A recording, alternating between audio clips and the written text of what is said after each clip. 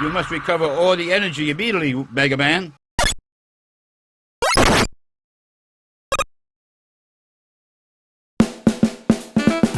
The NES era of gaming is not something I've really bothered to dabble in. I've played Mario 3 and thought it was really good, and Punch-Out is fun, but every other NES game I ended up dropping after like 10 minutes. It usually just feels too simplistic and oftentimes too annoying for me to bother continuing. Call me a new gen, but a lot of times these games honestly are just too old. Times were different back then, and game designs had different principles that don't carry over well to the modern day. But Mega Man is a series that I've always been idly interested in. The character designs and music always seemed so cool to me, especially in Mega Man X. It was only recently, after hitting massive RPG burnout and craving shorter, simpler games, that I finally took the plunge and bought all the Legacy collections when they were on sale on Steam. I decided if I wanted the purest experience, I'd start with the classic series first, from 1 to 11, plus the spin-off game. But if this video does well, I'll most likely do another video on X in the future. Before I get into the games, I want to highlight the first collection itself.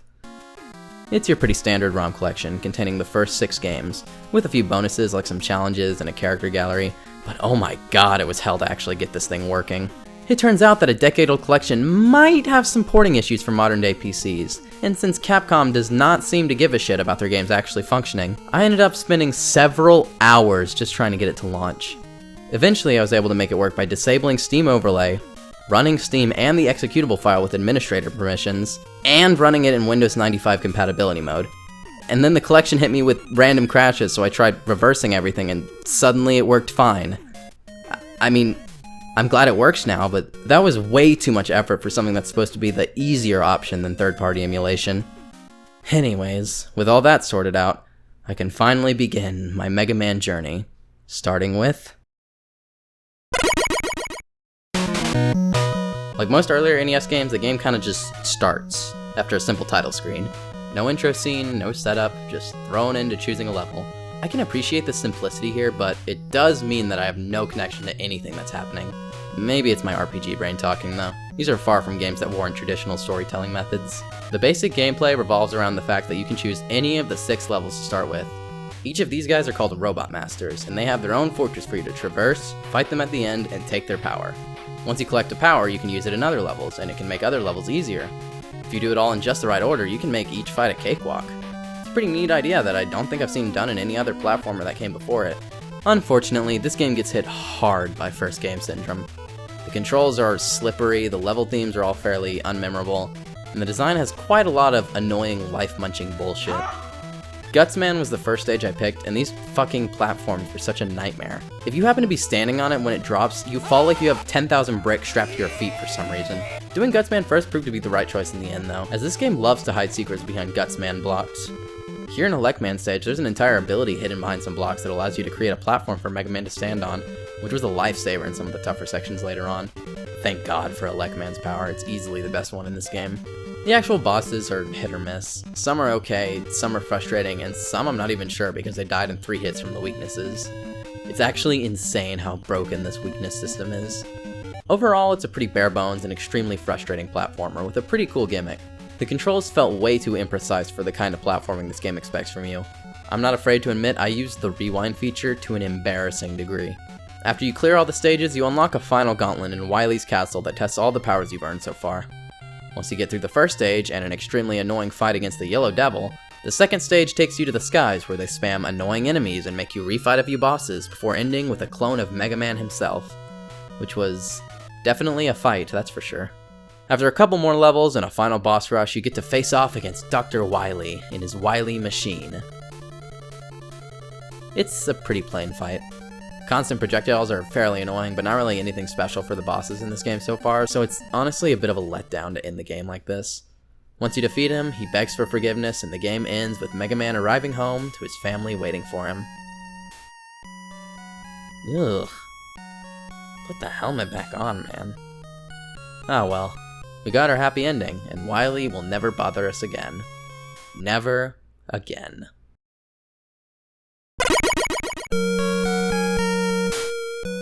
Right off the bat, Mega Man 2 is instantly a step up in presentation, by giving us a proper introduction that at least tries to explain what's happening.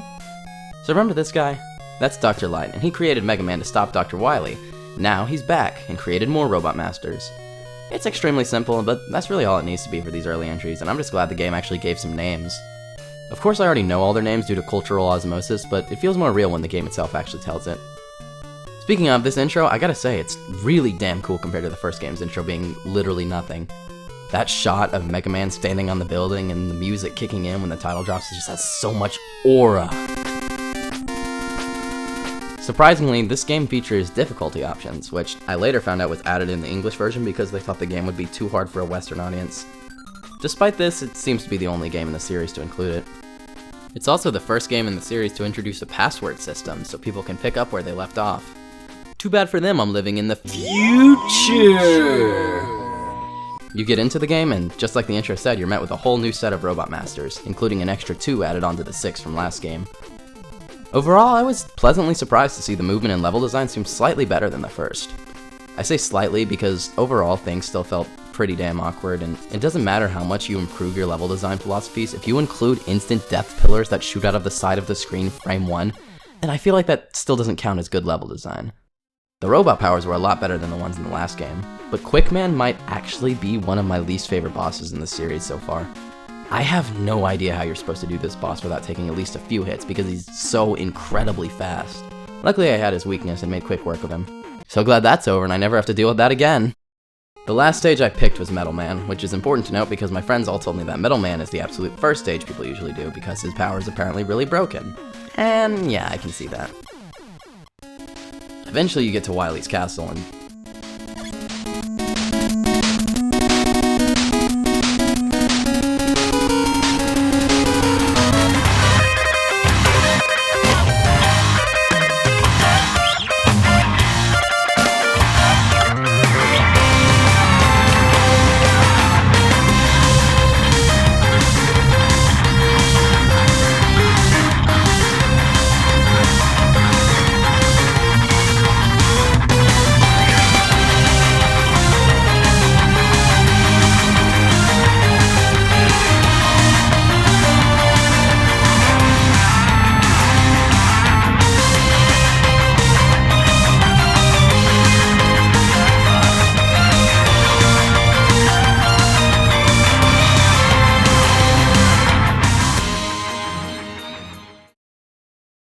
overall, the actual castle is fine enough. It's got some annoying rooms, but yeah, hold on. What's this boss?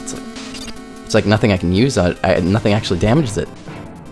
Oh wait, crash works, but hold on. I don't have enough crash to beat the boss. What the hell am I supposed to do? So yeah, as it turns out, the only way to beat this boss is to have almost full Crash Bomber, which you'd have no foresight of bringing in, and then smashing as few walls as possible to destroy these things. And this might actually be the absolute worst way you can possibly design a boss fight. Holy shit. After making it past that travesty of game design, you make it to the final boss fight where Wily returns in his Wily machine, this time with even more projectile spam. Since I still had no Crash Bomber left over from the last boss, I couldn't one-shot him like I later found out you can, so this was another fairly painful boss fight. Unfortunately, Wily escapes and reveals there's another level added on. Uh-oh! Luckily, the level is just built up for the boss, featuring some slightly annoying drips that can damage you. Once you reach Wily himself, he jumps in the air and morphs into this sick-ass alien thing, and the stage arena shifts into a star-filled void. The boss itself isn't very hard, but damn if it doesn't look cool as hell. Once you destroy it, it's revealed to be a holographic projection formed by Dr. Wily, which I thought was a pretty fun little twist. After that, Wily begs for forgiveness once again, and Mega Man walks home into the sunset, ending on this admittedly cool shot of his helmet sitting in a field. Now this game was a definite improvement from Mega Man 1 in almost every way.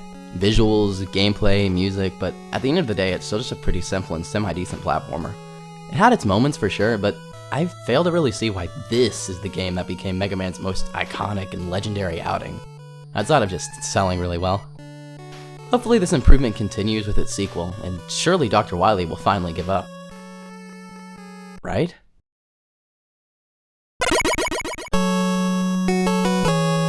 After how cool the Mega Man 2 opening was, I was expecting a lot more from Mega Man 3, only to be met with a plain black screen on the same level as Mega Man 1.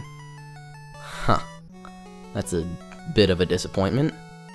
With no explicit telling of what's going on, I have to assume that Wily sent off another set of 8 Robot Masters to terrorize the planet, and it's up to our boy Mega Man to stop him. It's a little formulaic, but why fix what ain't broke, I guess. Getting into the game, I could instantly tell there were some massive improvements to movement. Everything generally felt so much lighter, even climbing up ladders felt so much quicker.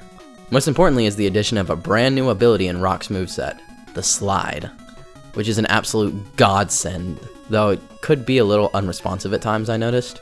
I can't tell if it was the game or my controller messing up. Still, overall this move is an absolute game changer to how you approach the levels in this game. Mega Man goes from really slow and methodical to a proper super fighting robot with just one new movement option. That's not even to mention Rush, completely ditching the previous movement abilities in favor of this awesome robot dog who's infinitely more useful than any of the other ones is such a good choice. Really, this game might introduce some of the single most impactful changes to Mega Man's gameplay. When it comes to the levels themselves, they're a lot better. Wait, what? What the hell's that? Oh shit, he's attacking. Huh. Ugh. Huh. Come on. Oh. Huh. Oh, there he goes. So that was Proto Man, a character who pretty much only exists to Aura farm. Good luck getting much out of him in the actual games, because this game isn't gonna tell you shit. Once you clear all the Robot Masters, you have to go back into a handful of stages for some reason. Again, the game doesn't tell you anything. Is this another boss rush like the other two games had? Well, I'm not gonna be fighting Quick Man this time, so at least it won't be as- Oh, what the hell? After some frankly terrible and annoying rematches against the Mega Man 2 fights, you're faced with a final battle against... Breakman. At first I thought this was some localization screw-up, but no, this is just what he's called with the mask on, I guess. After a fight that's no harder than any of the other Proto Man fights, you get your first actual cutscene of the game, where Light informs us that Dr. Wily ran off with Gamma right after we received the final element. What does any of that mean? Hell if I know! Game sure isn't gonna tell me, so let's move on to the third incarnation of Wily's castle. Looks like this time the only way in is through the sewers, so just like my heroes and half shells, I wade through the murky waters and fight a really confusing boss fight. I just kind of shot stuff until I won. I didn't really know what I was doing. Next stage has us arriving into the actual castle, fighting a remodel of the Yellow Devil, who's significantly more bearable when you can slide, by the way. And then we face off against this weird hologram Mega Man thing. I think the way it works is you have to find which one is the real one, and it keeps going down one spot each time it teleports. But I just kind of fumbled around and it worked. It helps this thing has no iframe, so I could just use Turbo and demolish its health. After that is your standard Mega Man boss rush, then probably the most unique incarnation of the Wily machine yet. Being this, walker thing that requires you to use Rush Jet to beat it. After you destroy it, it's revealed that this was a decoy Wily. The real Wily has escaped to another part of the castle. Once you head there, you run into this giant robot. Smacking it enough reveals it to be Wily in his final form. It only has two moves, which are to shoot laser balls at you and punch from the side. Pretty lame, honestly. The Mega Man 2 final boss felt so cinematic and climactic, even though it wasn't very hard. This one just feels a lot more standard in comparison. But enough about presentation downgrades, because I can't damage the boss at all. No, seriously, I feel like I've tried every single ability and not a single one is doing anything. This one? Is it this one? No? What? Screw it, I'm gonna Google it. Top spin into his head and tank the hits? Are you serious? They were serious. So after that stupid-ass way to beat a boss, Wily begs for forgiveness before the whole building starts to collapse and Wily gets crushed under a giant boulder, finally meeting his untimely end. Mega Man also gets crushed before a mysterious shadowed figure rescues him and takes him home. Dr. Light expresses gratitude toward the mysterious figure, before he hears a whistle in the distance and concludes that it must have been Proto Man. But just who is Proto Man? How does Dr. Light know him? As the credits roll, you get to see the list of all the robots Dr. Light has made, including the reveal that Proto Man is the first robot created by Dr. Light, predating Mega Man, his brother.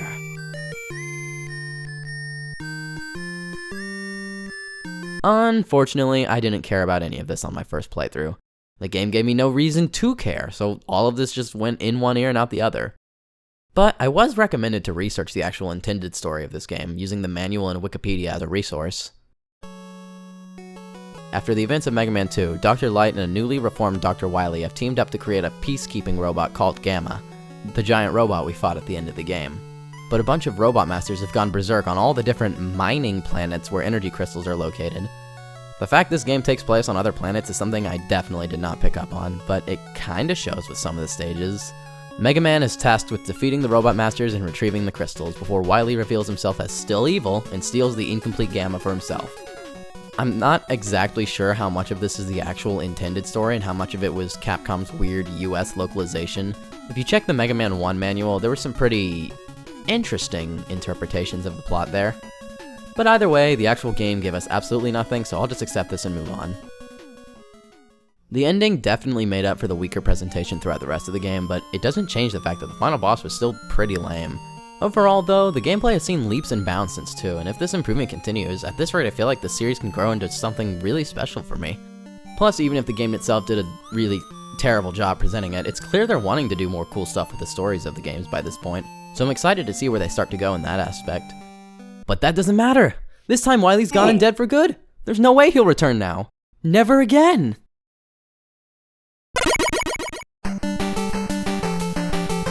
Right off the bat, I was blown away with this intro cutscene that actually properly explained the backstory for these characters in-game for the first time. I also noticed this distinctly not Wily character on the border, who is apparently called Dr. Cossack, and he's filling in for Dr. Wily's villainous shoes now that he's out of the picture for good. For real.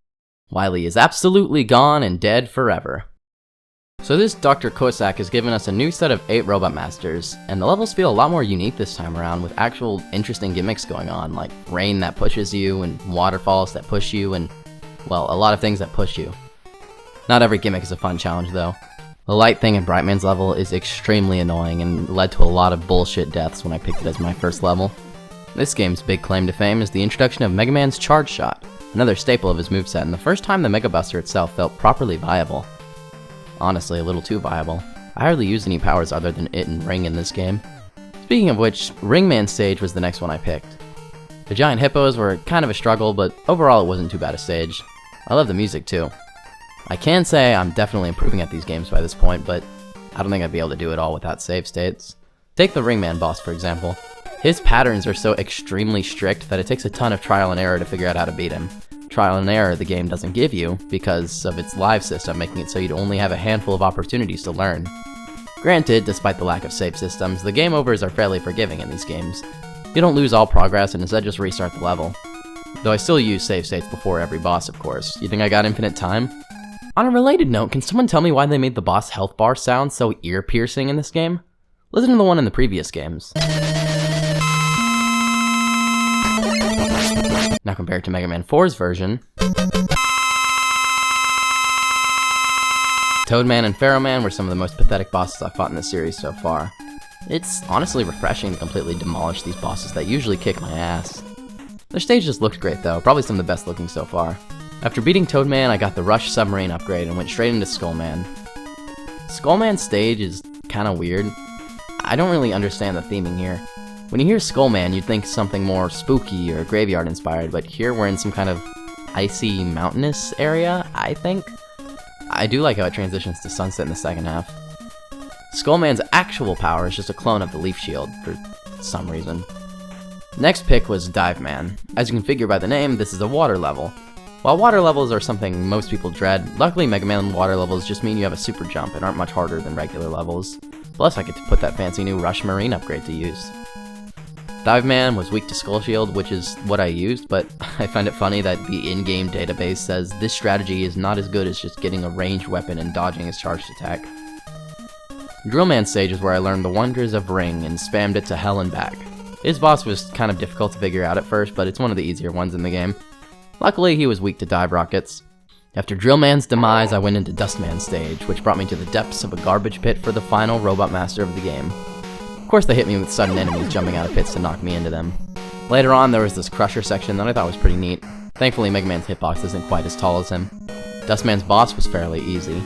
He tries to suck you up and shoots out junk that splits off into multiple directions, but it's telegraphed well and wasn't too hard. Here's a fun fact. Did you know that Dustman's design was created by the creator of One Punch Man? Apparently they held a contest for it, and he got his design put in the game. Finally, with all the Robot Masters defeated, we make it to Dr. Cossack's very Russian castle. As a replacement for Dr. Wily's castle is the final level. At the end of it all, Cossack is sitting inside this dumb-looking UFO catcher, which was very easily defeated by me. Just before anything else can happen, Proto Man arrives with Dr. Cossack's daughter, who tells me that he's not actually evil, and Dr. Wily actually survived and was holding her hostage to make him do evil things. I can't believe it! I didn't see this twist coming at all! Soon after, Wily himself makes his grand appearance and escapes into his own castle, for the true final level of the game. Once I reach Wily, he first fights in yet another Wily machine. His first phase is easy enough, but I swear I can't for the life of me figure out how to damage his second phase. I tried every power in the game, not a single one of them works, what the hell? Eventually I gave up and googled it, and that's how I found out I can blow up bombs mid-air to extend the hitbox. It would be nice if the game explained these things. After I destroy the Wily machine, he escapes once again and I follow him into the last area. Now, this final boss seems like it should have been really annoying, but I honestly really enjoyed figuring this one out. Seeing how he only appeared for a split second, I figured I had to use an ability that can shoot diagonally and figured out to use Pharaoh pretty fast. Only seeing Wily in brief flashes is kinda cool, and the music felt so intense that I didn't even realize it was an 11-second loop. Once he's defeated, he tries to beg for forgiveness again, only for him to make his quick escape and activate the castle's self-destruct sequence, which leads to a really cool looking explosion that Mega Man escapes just in time. Credits roll as Mega Man rides a train to get back home. I gotta say, these games just keep improving, both in presentation and gameplay. I've been consistently impressed with the next game just by comparing it to the last one. The mix is definitely my favorite so far. I just can't wait to see how they manage to improve even further for the next one.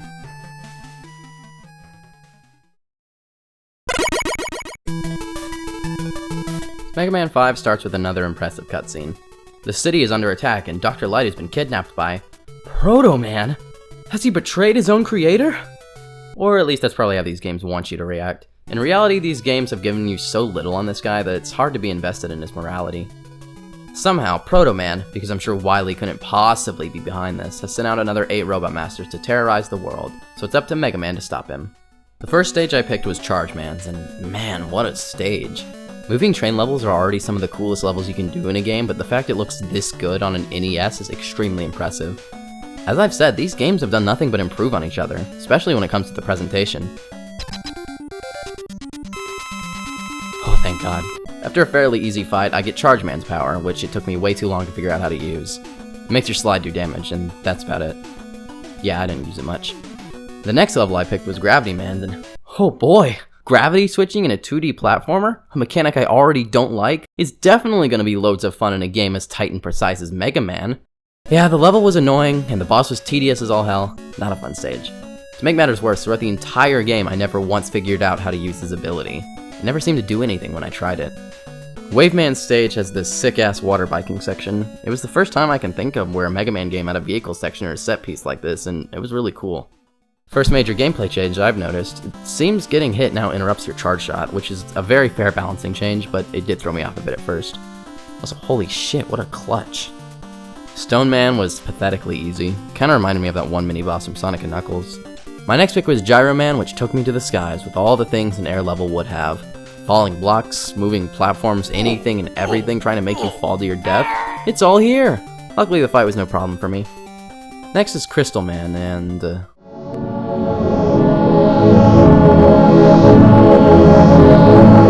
yeah, I think I'll come back to this one later.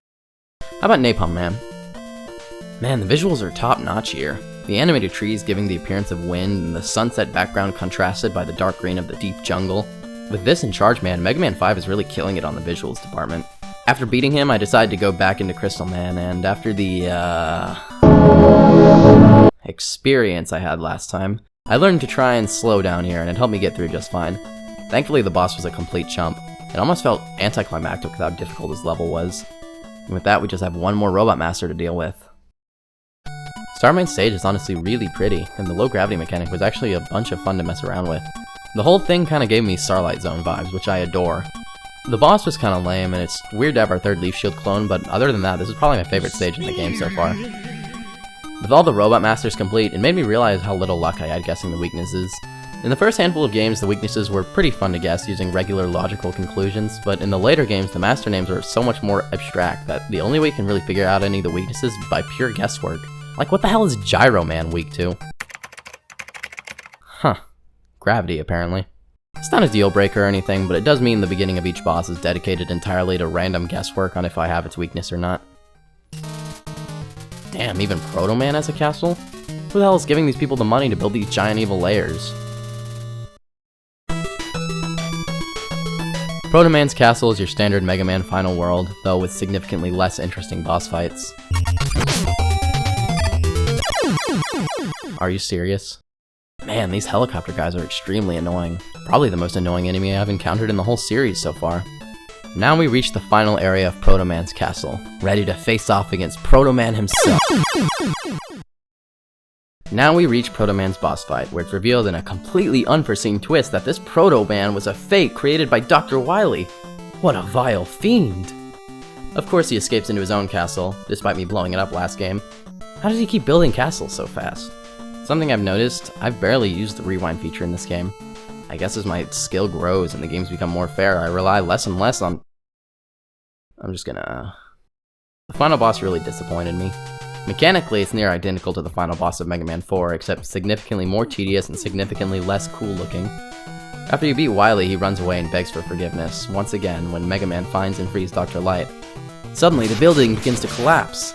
Seeing his chance, Wily escapes while Mega Man struggles to keep the building from crushing him light, before Proto Man helps them find an escape route as the whole building goes down again. Then... the game ends. Is it just me, or was that extremely abrupt? Usually we at least get a credit sequence showing Mega Man walking home like a badass or something, but no, straight into the staff roll, without showing any of the characters arriving home safe and sound like every other game has done. So my overall thoughts on this one. When it comes to presentation, they knocked it out of the park. These levels are the absolute best they've ever looked, and the music was top notch.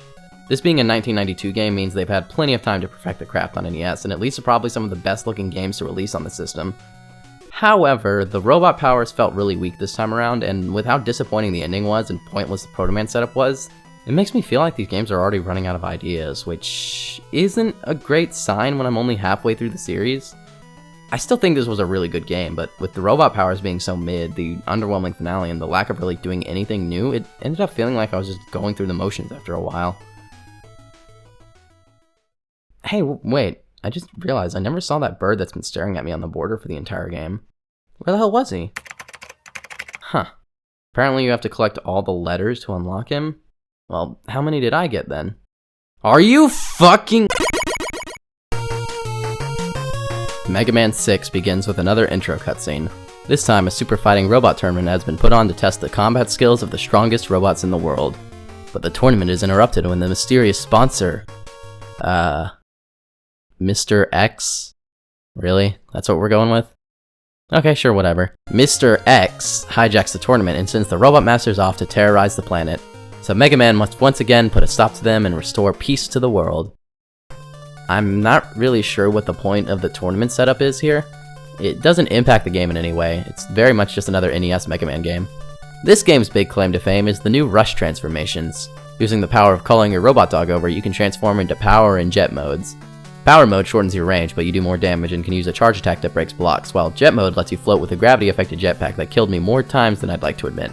I think this is a great way to shake up the gameplay, something that Mega Man 5 completely failed to do, and it made for some pretty unique platforming that takes advantage of these abilities later in the game. The first level I jumped into was Flame Man, which was a mistake because I think he probably is the hardest robot master in the game. I genuinely have no clue how you're supposed to predict the patterns as fire shoots up from the ground. It was pure brute forcing this one. One thing it did highlight that I didn't really pick up on during my playthrough and only notice after I beat it, the World Tournament angle actually does affect the visual aspect of these stages, with this one having a sort of Saudi Arabian theme going on. Yamato Man takes us to what I assume must be somewhere in Japan. His moves consist of shooting out multiple spearheads that he doesn't have to pick up, and shooting out a single spearhead he does have to pick up. You know, man, it'd probably be more efficient if you just stuck with the first one. Blizzard Man takes us to what I assume to be Antarctica, which also means the exciting return of slippery ice physics! Yippee! There was this really cool section where you have to travel across the top of a submarine, though. Centaur Man is definitely the strangest concept for a character I've seen so far in these games. What powers does a centaur even have? Huh. Time stopping, apparently. I couldn't really tell what Centaur Man's stage was meant to be, but after realizing that centaurs are a Greek mythological creature, it's pretty clear it's meant to be Greece.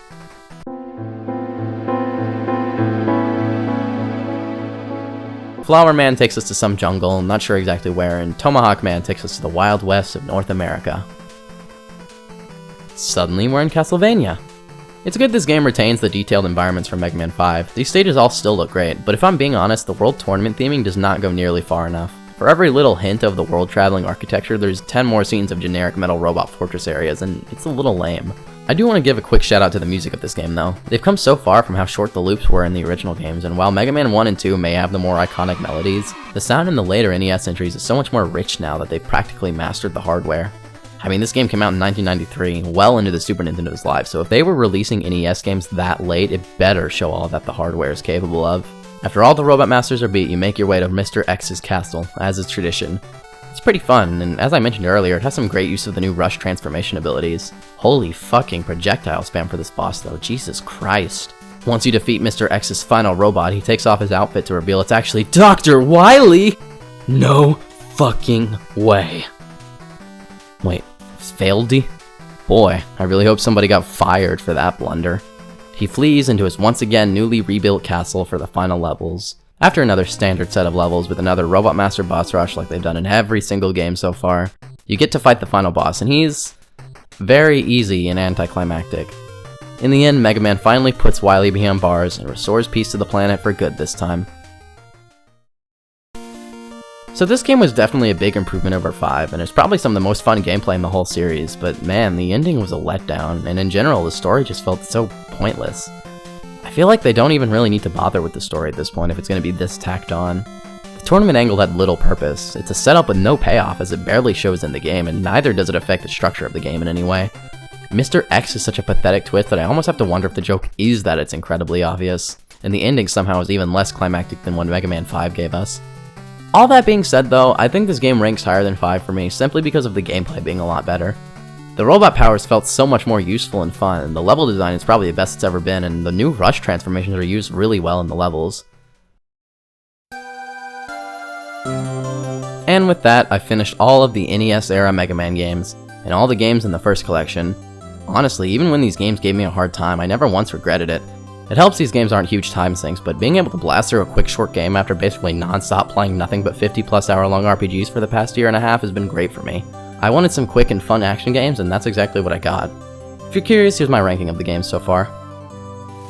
Mega Man 4 was definitely my favorite, as it felt like it had the perfect balance of fun gameplay, new and unique additions to the gameplay formula, challenging but not too frustrating levels, and a story that, while basic, felt like it actually had stuff going on at the end. Mega Man 6 ends up a very close second. I just hope the storytelling improves with the jump to more powerful hardware, because at this point it's the only negative I really have. But that won't matter, because Wily has been locked up for good this time! The series is over! To be continued. Oh my fuck!